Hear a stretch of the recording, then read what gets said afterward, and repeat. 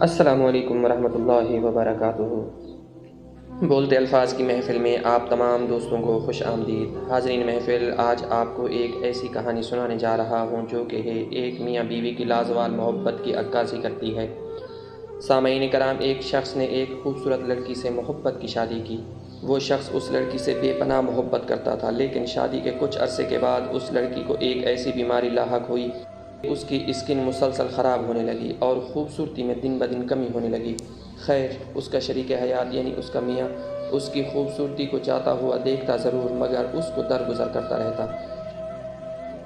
ایک دن اس نے محسوس کیا کہ میری بیوی اپنی خوبصورتی ختم ہوتے ہوئے دیکھ کر مجھ سے اکثر نظریں چراتی ہے اور اکثر مجھ سے شرمندہ ہوتی رہتی ہے، لیکن اس غیرت مند شخص کو اپنی بیوی کو شرمندہ ہوتے ہوئے دیکھنا اچھا نہیں لگتا تھا، اور اسی دوران اس نے فیصلہ کیا کہ کوئی ایسا عمل کروں کہ میری بیوی میرے سامنے شرمندہ نہ ہوا کرے۔ ایک دن اس کا میاں اپنی بیوی کو کہنے لگا کہ بیگم، کچھ دنوں کے لیے میں کام کے سلسلے میں شہر سے باہر جا رہا ہوں۔ جو ہی کام ختم ہوگا میں جلد سے جلد واپس گھر آنے کی کوشش کروں گا۔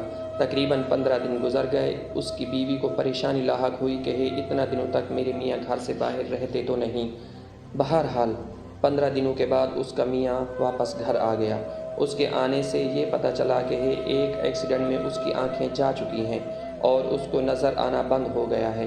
یہ بات اس کے رشتہ داروں میں پھیل گئی اور وہ ایک اندھے کی زندگی گزارتے ہوئے اپنی شریک حیات کے ساتھ خوش رہنے لگا۔ اسی طرح زندگی کے 21 سال گزار دیے۔ خدا کا کرنا ایسا ہوا کہ کچھ عرصے کے بعد اس لڑکی کا انتقال ہو گیا اور وہ اپنے گھر میں تنہا رہنے لگا۔ وقت گزرنے کے ساتھ ساتھ اس کا دل اب اس گھر میں نہیں لگ رہا تھا۔ اس نے فیصلہ کیا کہ اپنا سب کچھ بیچ کر کسی دوسرے شہر میں جا کر آباد ہو جائے گا۔ جب اس نے اپنا سب کچھ فروخت کر دیا اور اپنے رشتہ داروں سے الوداع کہنے آیا تو اس کے رشتہ داروں نے کہا کہ تم اکیلے کہاں جاؤ گے، کہاں پر رہو گے؟ تمہاری بیوی پہلے تمہاری آنکھیں ہوا کرتی تھی، اب آگے کی زندگی تم کیسے گزارو گے؟